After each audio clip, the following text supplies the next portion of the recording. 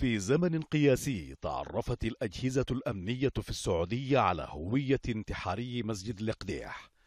هو صالح عبد الرحمن القشعمي، عضو في خلية لداعش تكشفت في الأيام الأخيرة، وبدأت عمليات القبض على عناصرها تتوالى سريعا.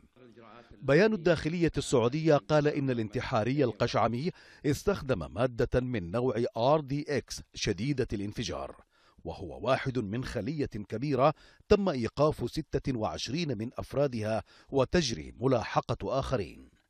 التحقيقات مع أفراد الخلية كشفت عن تورط 5 منهم في اغتيال الجندي ماجد الغامدي قرب الرياض قبل أسبوعين بإطلاق النار عليه وإشعال النار في جثته. بيان الداخلية أشار إلى موقع في بلدة القصب قرب الرياض خبأت فيه المجموعة مواد متفجرة وأسلحة كان بينها المستخدم في اغتيال الجندي الغامدي.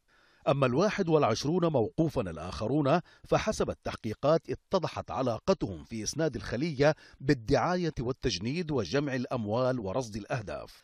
أحد هؤلاء كان عصام سليمان الداوود الذي آوى الانتحاري القشعمي قبل تنفيذ عمليته.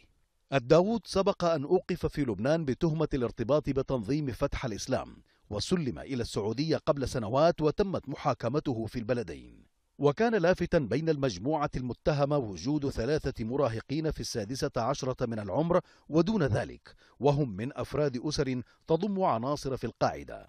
واتضح أن 3 آخرين في المجموعة المتهمة أوقفوا قبل أيام قليلة من تنفيذهم عمليات انتحارية في السعودية، وهم محمد الرحيم المطيري ومحمد عبد العزيز الربع ومعاذ عبد المحسن الزامل. الداخلية السعودية شددت في بيانها على ملاحقة من يتبين تورطه فيهما سواء بالتحريض أو التمويل أو التستر.